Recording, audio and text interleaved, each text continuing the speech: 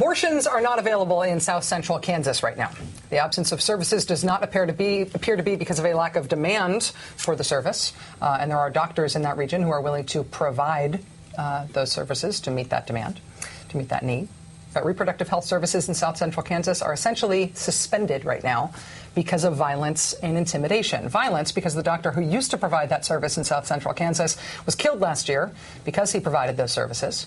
And intimidation because the doctor who has stepped forward and indicated a willingness to replace Dr. George Tiller is already being targeted in many of the same ways that Dr. Tiller was before he was assassinated. And that has already cost her medical practice its lease. Joining us now is someone who tracks anti-abortion extremism, including the folks who are threatening Dr. Mila Means in Wichita right now in the wake of Dr. George Tiller's murder. She is Duverne Gaines, legal coordinator for the Feminist Majority Foundation. Duverne, thanks very much for being here. It's nice to meet you. Thank you for having me, Rachel. Can you describe the levels of intimidation and the types of intimidation that abortion providers across the country are getting?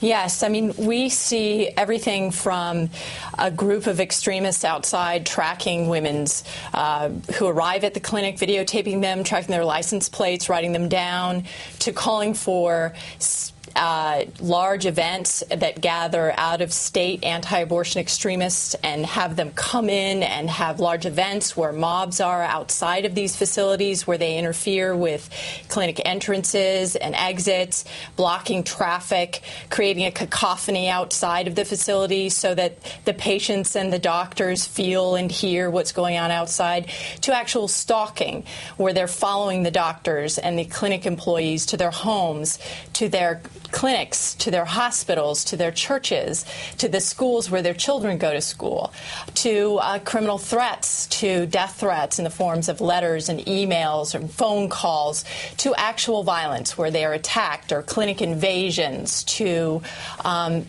bombings, arson, and murder. The most visible form of intimidation is something that I don't feel very critical of. I feel like I'm sort of a First Amendment absolutist. I feel like political speech, it's often a good sign when it's loud and raucous and noisy and even confrontational.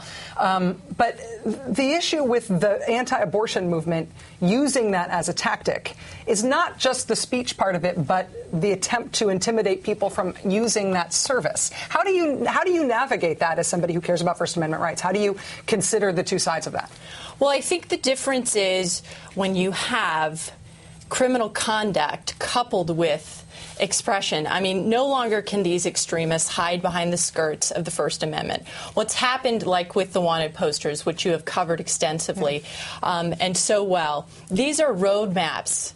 And they help show and point out, and by using the rhetoric that they use and saying, this is where a doctor is, this is a murderer, these people are killing children, showing them where they live, pointing out where their church is, pointing out who they are, and drilling this information forward over and over again, plus the stalking, plus the, following them and the threats. That is not protected by the First Amendment. Yeah. Also, patients should not be hostages, neither should people be hostages in their homes or when they go to get health care. The federal government, at the federal level, there has been some recognition that the anti-abortion movement, the extreme end of the anti-abortion movement, has conducted themselves in such a way that essentially abortion providers need special protection.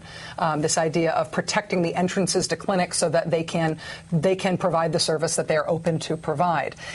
Is that federal protection doing enough? Should there be more of a special category in terms of law enforcement for making sure that these providers and patients are safe? Well, I think that we have some excellent laws available right now. First of all, we would like these individuals, especially the extremists, to be pursued for criminal stalking, for criminal threats, for criminal trespassing. Unfortunately, for example, what happened to Dr. Means last week, which is this ratcheting up of extremist tactics against her, going to her home, lying in wait after dark for her to get home, invading her family care facility, these other activities. There's no local law enforcement, not a single arrest made yet in Wichita.